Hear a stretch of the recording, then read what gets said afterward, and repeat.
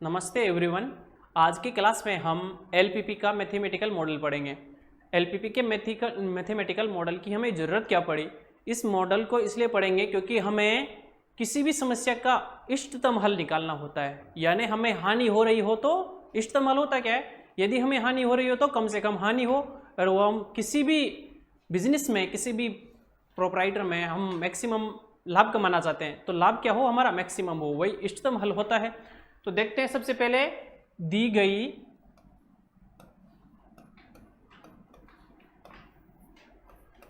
समस्या का इष्टतम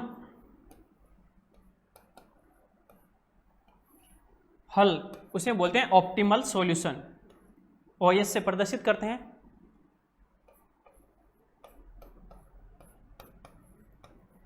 ज्ञात करने के लिए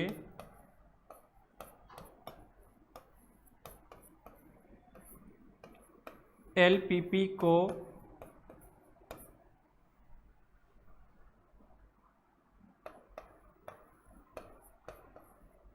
निम्न प्रकार से परिभाषित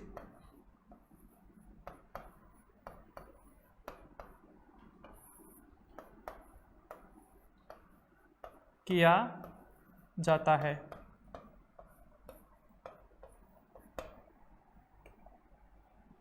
देखो, सबसे पहले हमारा जो उद्देश्य होता है उसे क्या करना है, हमें इष्टतम।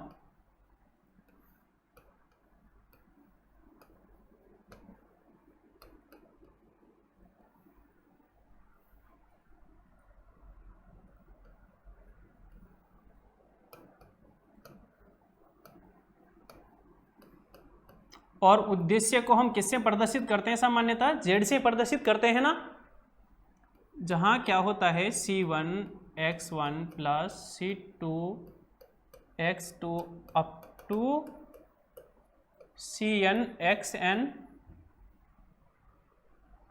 और सपोज हमारे पास m प्रतिबंध है।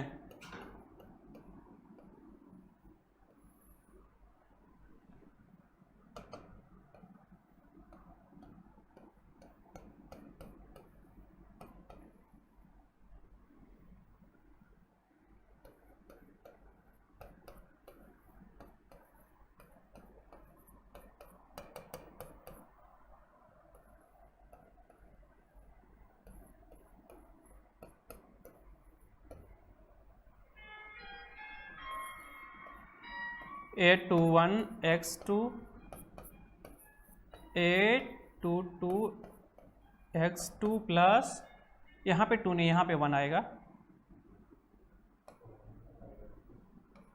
A23 x3 plus up to A2n xn equal to B2। यहाँ पे इक्वल टू भी हो सकता है या greater than, less than equal to हो सकता है या ग्रेटर देन हो सकता है। इन तीनों में से कोई भी हो सकता है। यहां भी सेम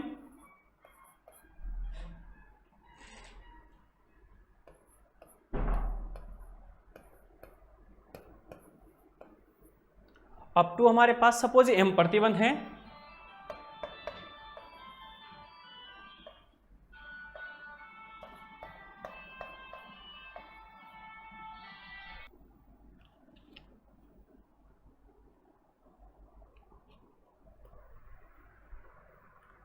तो यहाँ पे हम लिख रहे थे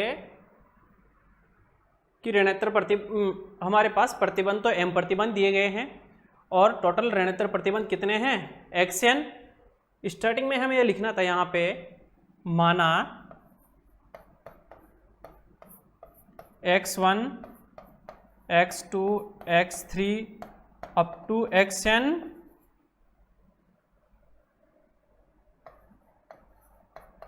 दी गई समस्या के n चर है।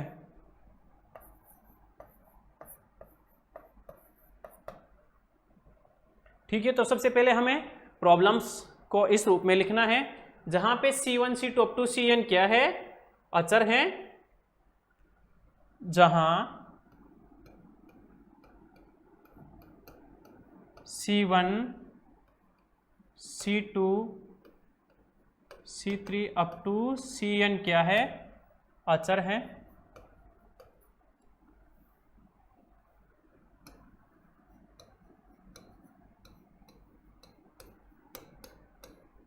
और यहाँ पे Aij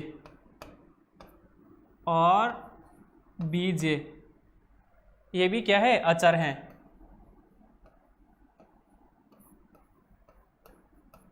और I की वैल्यू कहाँ से कहाँ तक हैं, 1 to n तक, एंड J की वैल्यू भी 1 to m तक। यहाँ पे Ci भी लिख सकते हैं ऐसे। ये सब क्या है, अचर है। तो आज की पहले एक्सरसाइज लेते हैं, देखें कैसे। सबसे पहले तो दी गई समीकरणों का उभयनिष्ठ क्षेत्र कैसे निकालते हैं वह लिखना सीखेंगे। उसके बाद में फिर हम उस क्षेत्र में कैसे इष्टतम हल ज्ञात करते हैं वो सीखेंगे। देखते हैं आज की फर्स्ट एक्सरसाइज। तो हमें ये क्वेश्चंस दिया हुआ है, निम्न असमीकरणों का हल क्षेत्र निर्धारित कर उनका उभयनिष्ठ हल क्षेत्र ज्ञात कीजिए। हमें ये असमीकरण दी हुई है, क्या करते हैं, दी गई असमीकरणों को रेखाओं के रूप में लिखते हैं। सबसे पहले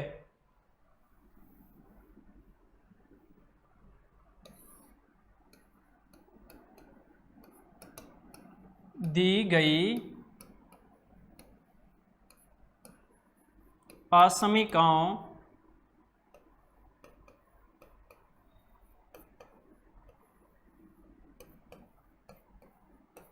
को रेखाओं के रूप में लिखने पर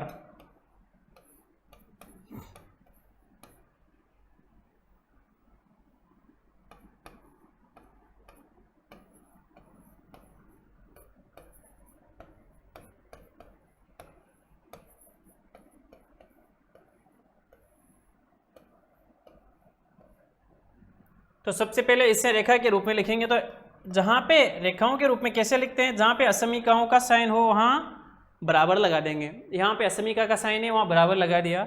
तो यहाँ से रेखा क्या बन के आई, x1 divide by 1 plus x2 divide by 1 equal to 1। इसे समीकरण नंबर ए दे दो। यहाँ पे समीकरण नंबर ये दूसरे समीकरण है ऐसे, minus x1 plus 2x2 equal to 0। अब इसे ऐसे लिख सकते हैं ना, x1 divide by -1 plus x2 equal to 0। और इसे ऐसे लिख सकते हैं क्या, x1 divide by -2 plus x2 divide by 1। 2 का भाग देंगे तो ये समीकरण ऐसे आ जाएगी, इक्वल टू 0। इसे बी समीकरण दे दो। थर्ड वाली समीकरण को थर्ड वाली असमीका को देखते हैं। थर्ड वाली असमीका को ऐसे लिख सकते हैं क्या, x1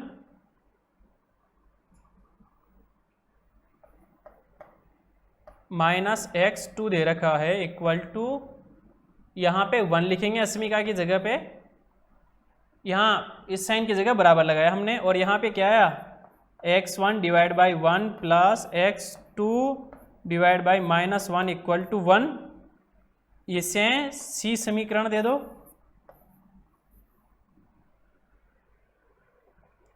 अब असमीकरणों से क्या बनाते हैं, हल क्षेत्र। सबसे पहले तो वही चतुर्थांश में प्रदर्शित करते हैं। ये सपोज हमारा x1 है, ये हमारा x2 है। अब देखो यहाँ पे x बराबर 0, x1 बराबर 0 कहाँ होगा, जहां पे x2 वाली रेखा हो।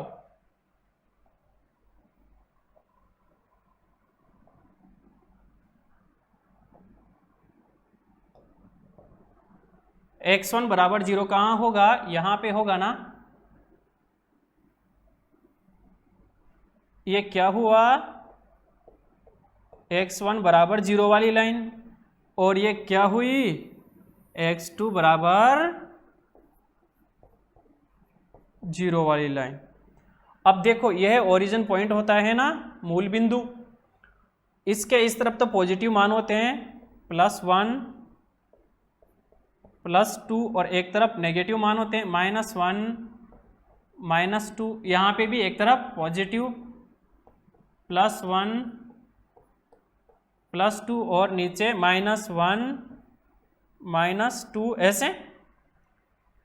अब देखो x1 का मान ग्रेटर देन 0 किस तरफ होगा, इस तरफ होगा या नहीं होगा, तो इसके अकॉर्डिंग हमारा हल क्षेत्र ये वाला होगा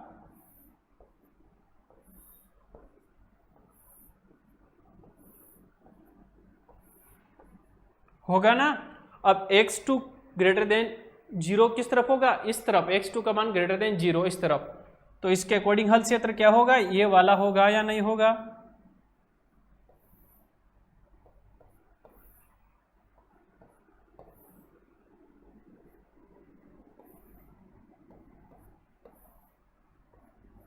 अब देखो इन दोनों में कॉमन रीजन कौन सा है, सिर्फ ये है या नहीं,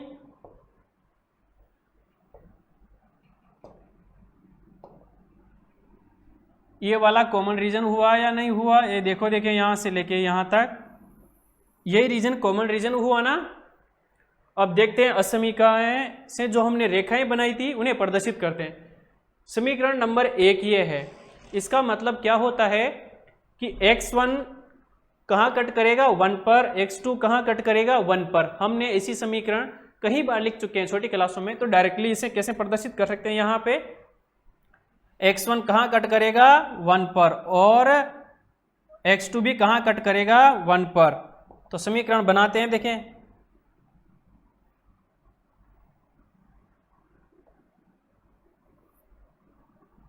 सपोज यहां हमारा क्या है +1 और ये वाली समीकरण क्या बन गई, x1 + x2 = 1। अब देखो यहां देखते हैं सॉल्व करके, x1 + x2 हमारी असमीका क्या है इस समीकरण की, ग्रेटर देन 1। देखो यहां पे मैं ग्रेटर देन 1 लगाता हूं। अब देखो इस रेखा के एक तरफ तो मूल बिंदु है, एक तरफ कुछ और मान है। यदि यह असमीका हमारी मूल बिंदु को संतुष्ट करती है तो हमारा हल क्षेत्र मूल बिंदु की तरफ होगा, और मूल बिंदु को संतुष्ट नहीं करती है तो हमारा हल क्षेत्र दूसरी दिशा में होगा। अब यहाँ पे 0 0 रखो, मूल बिंदु पे तो x1 और x2 के मान 0 0 है ना, जब 0 0 रखेंगे यहाँ पे तो 0 0 बराबर क्या होता है +0 ग्रेटर देन 1 होगा। ये पॉसिबल है क्या, नहीं, तो हमारा हल क्षेत्र इस तरफ तो नहीं होगा, किस तरफ होगा, इस तरफ होगा, यानी हमारा हल क्षेत्र होगा इस तरफ।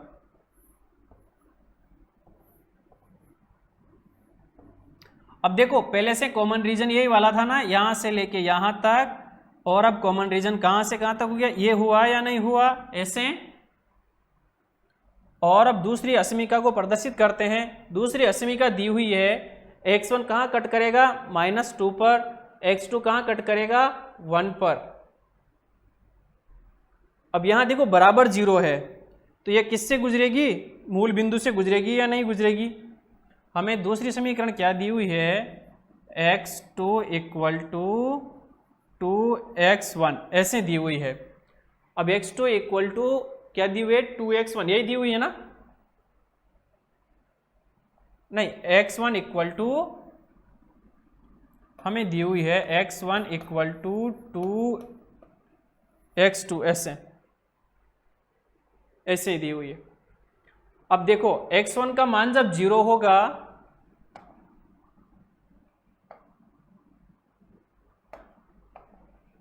x1 का मान 0 होगा तब x2 का मान भी 0 होगा, यानी कि ये मूल बिंदु से तो गुजरेगी।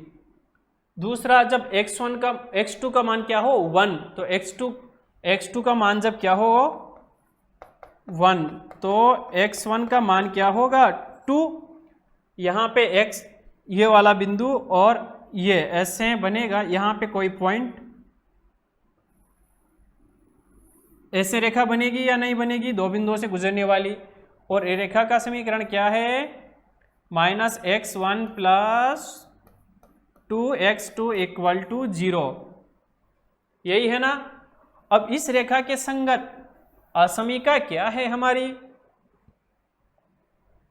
इस रेखा के संगत असमीका ये दी हुई है, तो अब इस असमीका का क्षेत्र होता है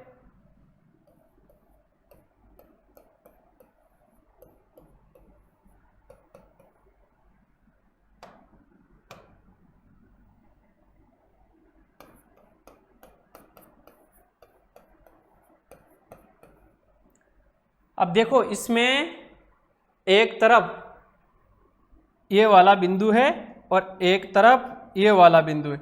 ये बिंदु क्या है -1,0 और ये क्या है 1,0 ये वाले। अब देखो ये इस रेखा के अलग अलग तरफ है और जिस तरफ के बिंदु को ये असमीका सेटिस्फाई करेगी उस तरफ का ये हमारा हल क्षेत्र होगा असमीका के लिए।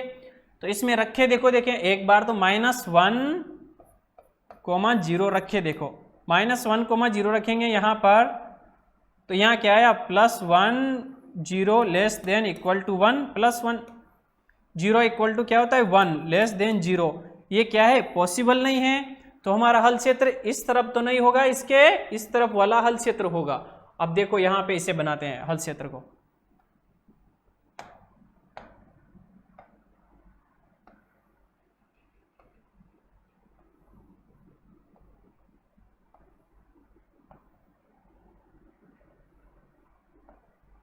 और इससे नीचे नहीं बना रहे क्योंकि यहाँ ये हल क्षेत्र यहाँ से लेके ये इस रेखा से बंधित हो गया, ये इससे हो गया और ये इससे हो गया।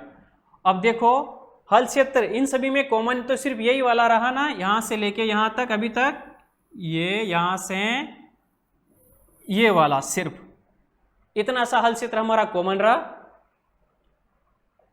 अब इसके बाद कौन सी है x1 - x2 इक्वल टू 1। अब इस रेखा को बनाते हैं हम।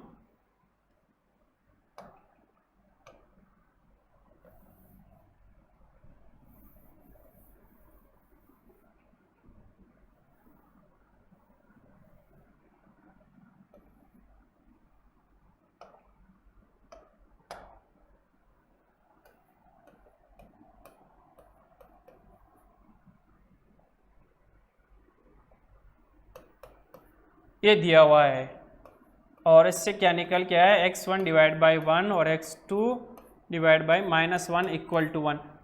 ये रेखा x1 को तो 1 पे कट करेगी और x2 को -1 पे, यानी ये वाली समीकरण बनेगी।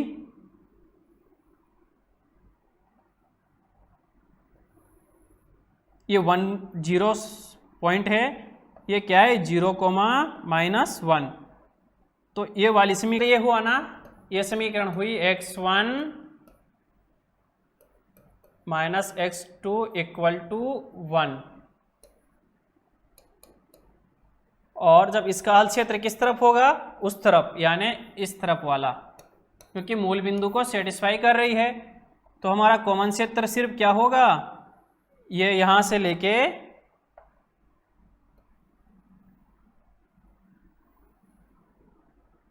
ये हमारा कॉमन क्षेत्र होगा। यानी सभी असमीकाओं इस हल क्षेत्र को क्या करती है संतुष्ट करती है। जो ये वाइट है इस हल क्षेत्र को सभी असमीकाएं क्या करती है संतुष्ट करती है। अतः दी गई असमीकाओं के लिए हल क्षेत्र ये होगा। अब नेक्स्ट एक्सरसाइज हमें ये नेक्स्ट क्वेश्चन ऐसा दिया हुआ है, निम्न एलपीपी को लेखा चित्र से हल करें। हमें ये हमारा उद्देश्य फलन दिया हुआ है और हमारी ये क्या दिया हुआ है प्रतिबंध, और ये क्या है ऋणोत्तर प्रतिबंध। सबसे पहले लेखा चित्र से कोई भी जो समस्या दी गई हो उसे हल करने के लिए क्या करते हैं दिए गए प्रतिबंधों को समीकरण के रूप में लिखते हैं। तो सबसे पहले हल करते हैं और लिखते हैं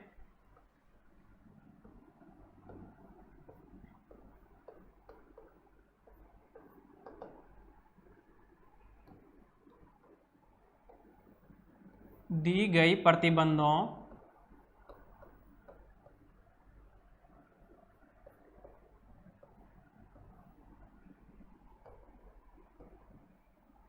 को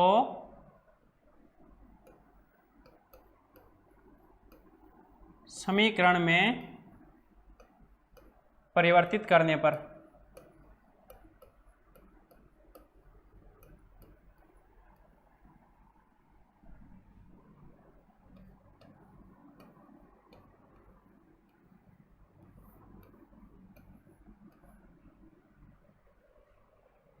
अब ये दिए गए हमें प्रतिबंध हैं उन्हें समीकरण में परिवर्तित करते हैं।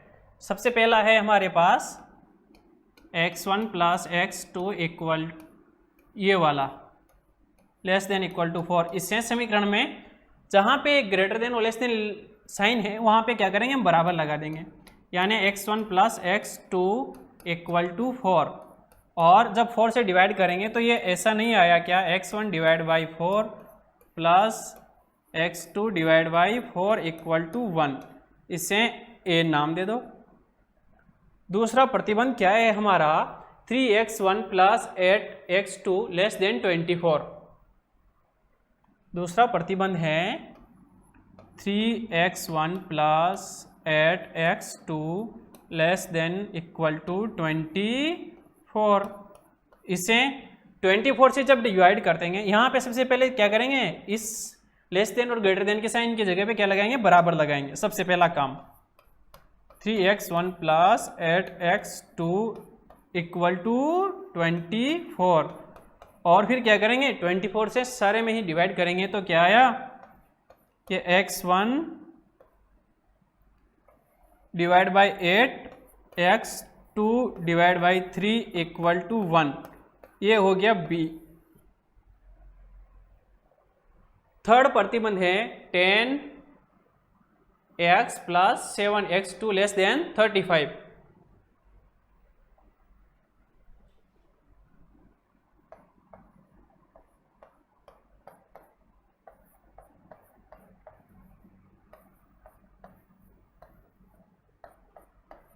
सबसे पहले असमिका के साइन की जगह बराबर का साइन लगाएंगे।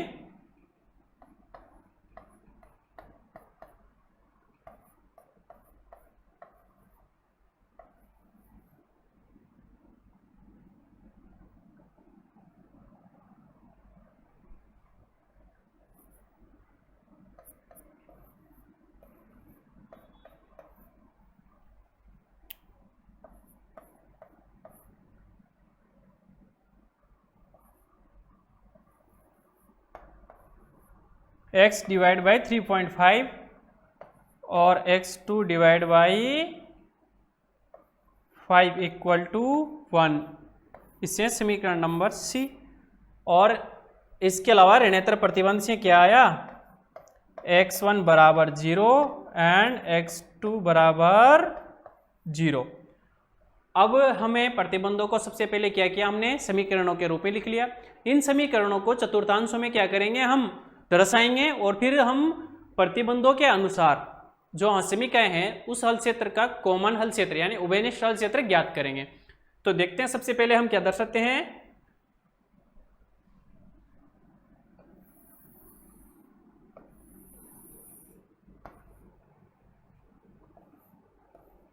ये x1 लेके चलो, ये x2 मान के चलते हैं, ये मूल बिंदु होता है यहां पर।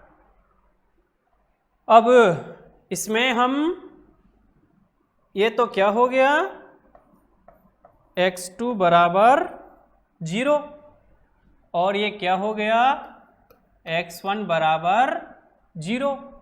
अब यहाँ पे देखते हैं पहला प्रतिबंध से समीकरण क्या है, x1 divide by 4 plus x2 divide by 4 equal to 1, यानी कि x1 को भी 4 पे कट करेगी और x2 को भी 4 पे कट करेगी ये समीकरण।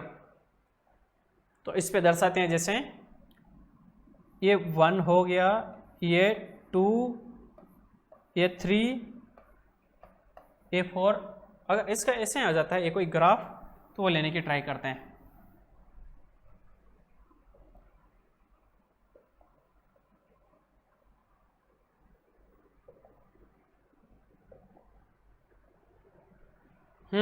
इसमें शानदार देखिएगा,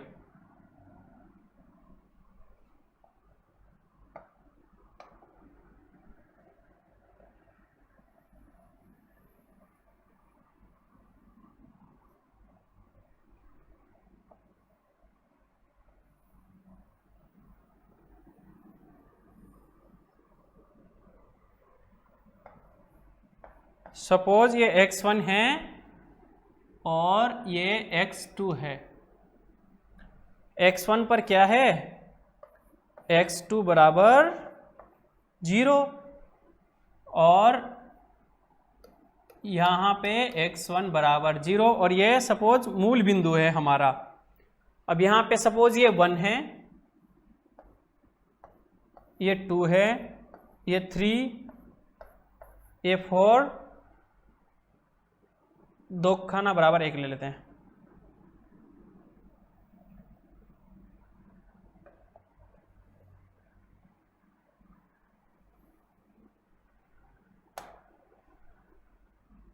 ये 1, ये 2, ये 3, 4, 5, 6 और ये 7 और इसी प्रकार यहाँ पे भी 1, 2, 3, 4, 5 और ये 6। अब हम प्रथम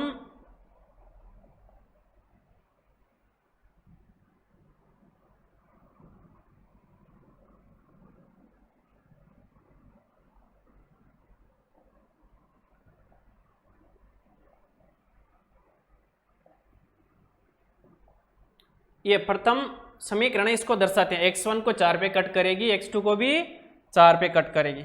देखो यहाँ पे x1 को 4 यहाँ पे और x2 को भी 4 यहाँ पे, यानी प्रथम समीकरण ऐसे बनेगी हमारी।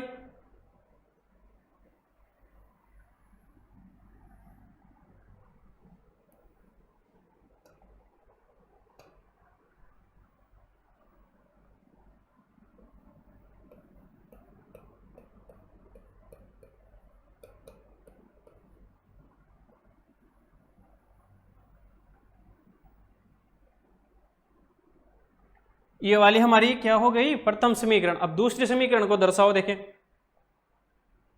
x1 को 8 पे और x2 को 3 पे कट करे, तो यहां पर तो 7 तक ही है, तो इसे सबसे पहले 8 तक बढ़ाते हैं इस समीकरण को।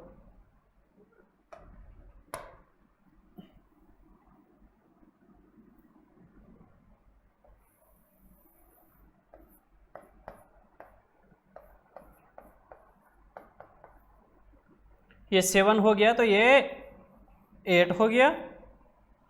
अब वो क्या बोल रहा है, दूसरी समीकरण x1 x2 को तो 3 पे और x1 को 8 पे कट करे यहां पे।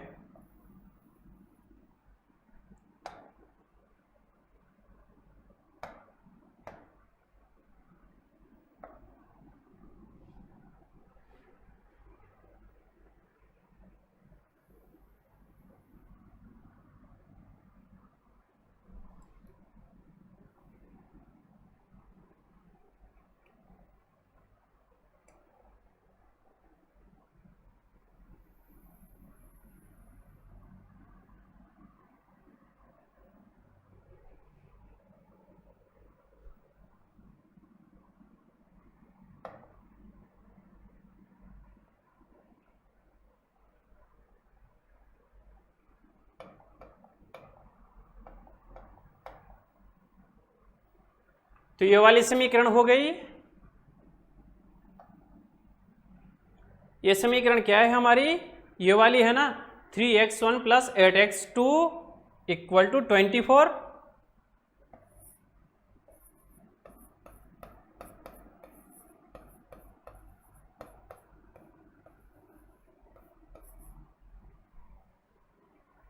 यही है ना, देखो। और इसके बाद थर्ड x1 को 3.5 पे और x2 को 5 पे। x1 को 3.5 कहाँ पे है, 3.5 यहाँ पे है, और x2 को 5 कहाँ है, यहाँ।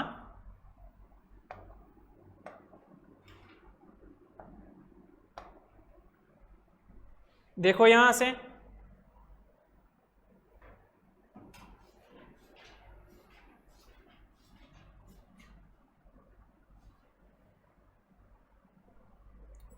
ऐसे गुजरेगी।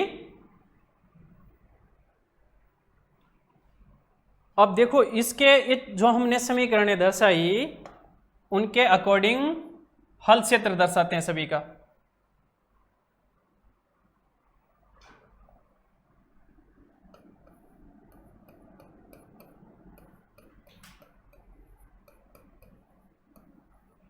यह है, यहां पे हमें दे रखा है x2 का मान ग्रेटर देन 0। अब x2 का मान ग्रेटर देन 0 तो इस तरफ होगा या नहीं होगा? इस तरफ। और x1 का मान ग्रेटर देन 0 इस तरफ होगा।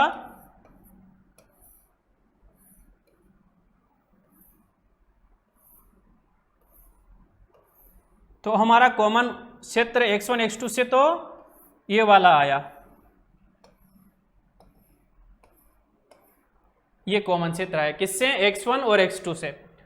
अब उसके बाद में ये समीकरण आती है x1 plus x2 equal to 4। इसके लिए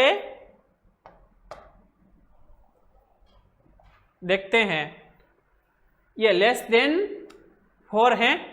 जब 0 0 पुट करेंगे तो यानी कि मूल बिंदु को सेटिस्फाई कर रही है, तो इसका हल क्षेत्र किस तरफ होगा? मूल बिंदु की ओर। देखते हैं, यानी इस तरफ मूल बिंदु की ओर, तो ऐसे होगा इसका हल क्षेत्र।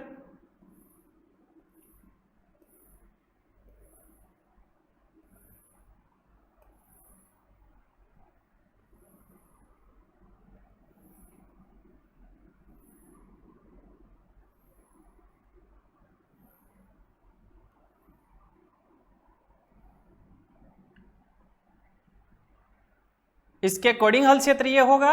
अब उसके बाद में इसमें भी जब 0 0 पुट करेंगे तो ये भी उसको सेटिस्फाई कर रही है। समीकरण बी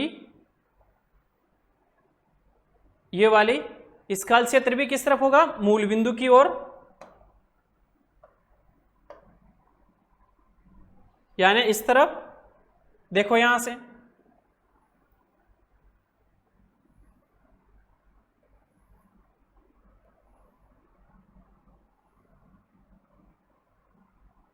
अब ये कॉमन हल क्षेत्र ये छूट गया क्योंकि ये पूरा कॉमन नहीं आ रहा है यहां से यहां तक।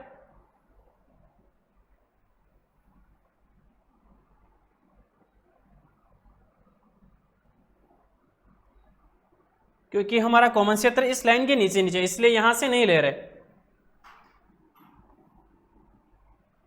इसके बाद में इस लाइन में भी जब 0 0 पुट करेंगे तो ये भी मूल बिंदु की ओर होगा, ये वाला भी।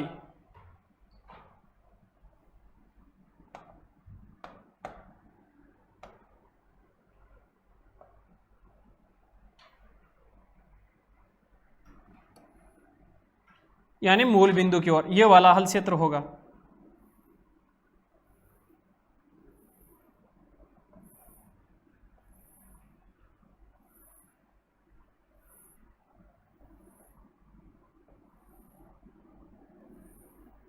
यानी हमारा उभयनिष्ठ हल क्षेत्र क्या आया? ये वाला आया, नहीं आया? देखे देखो,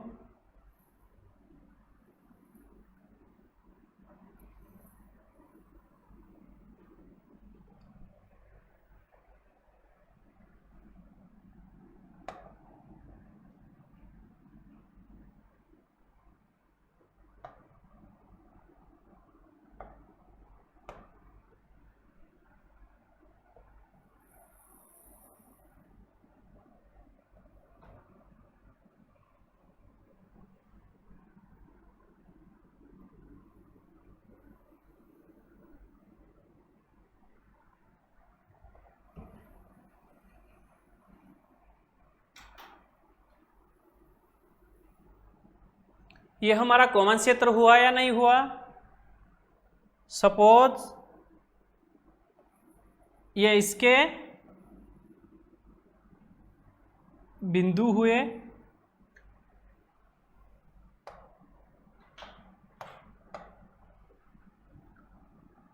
ये ओ है।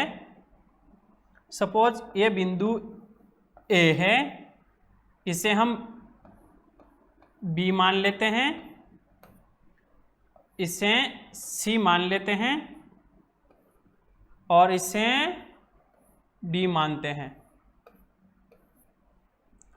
देखो ओ इसका मूल बिंदु है 0,0 और ये ए का बिंदु क्या है 3.5,0। बी कौन कौन सी रेखा का कट होगा x1 plus x2 equal to 4 और 10x1 plus 7x2 equal to 35 का, और ये 3x1 प्लस 8x2 और 24 और x1 प्लस x2 का। अब ये डी बिंदु क्या होगा 0,3। अब बी और सी का मान निकालो।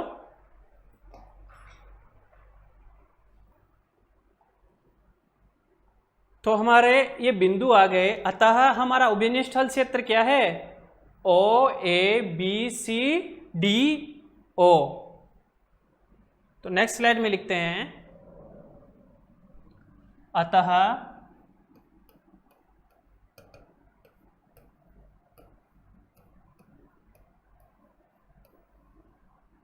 दी गई असमीकाओं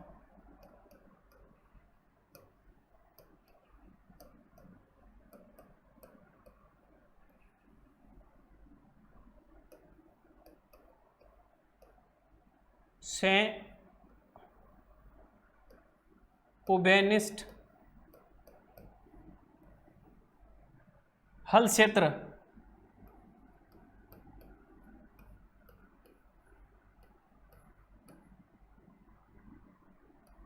ओ A B C D O हैं,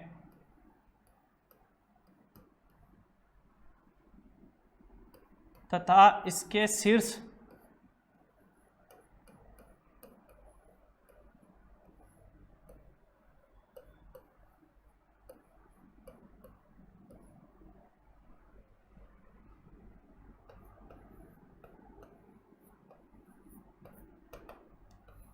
क्रमशः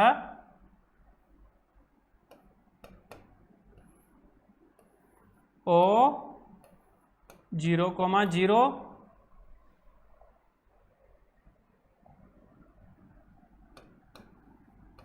ए 3.5,0 बी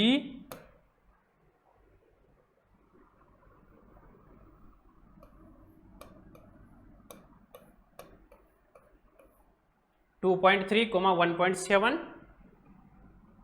C 1.6, 2.4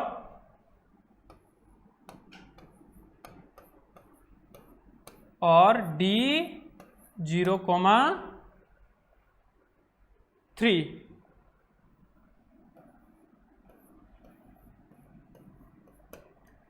अतः प्रत्येक शीर्ष, जितने भी शीर्ष आए सभी शीर्ष पे जेड का मान निकालेंगे।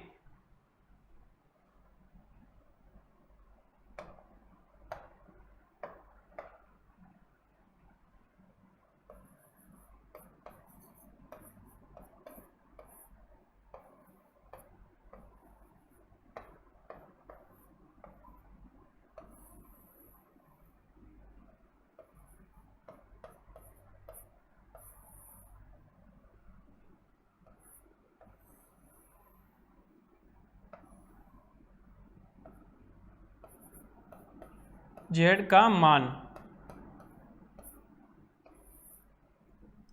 देखो, हमें जेड बराबर क्या दिया हुआ है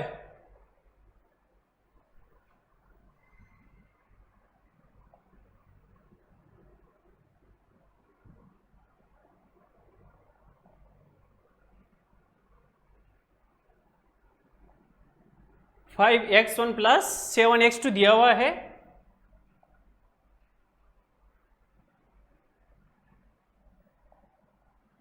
क्या दिया हुआ है z बराबर 5x1 प्लस 7x2 ऐसा दिया हुआ है।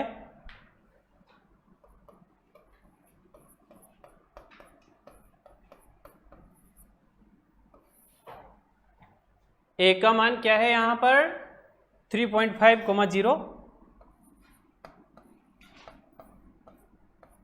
रखो। देखिए यहाँ पे 3.5,0 रखेंगे तो ये हुआ 35/2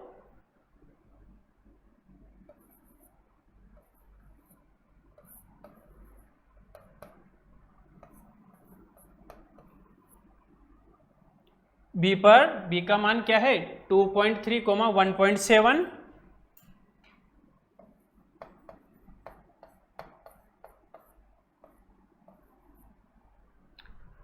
रखो ये मान 2.3, 1.7, तो क्या आया, और डी का मान 0,3 है ना, 0,3 पे कितना हुआ 21, और मूल बिंदु पर तो 0 होगा ही सही।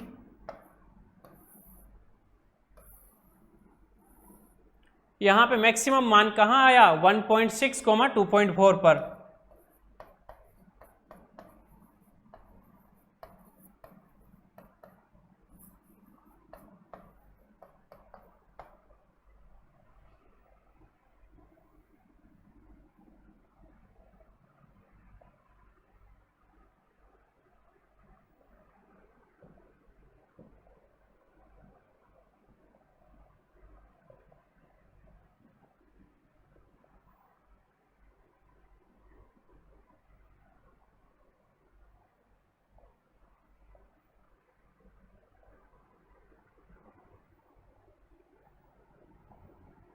अतः z का अधिकतम मान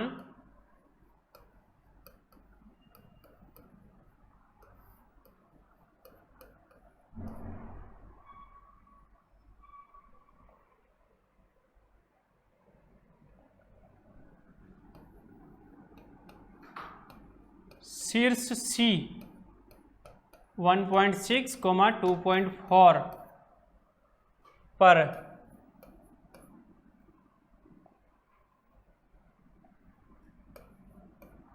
24.8 है,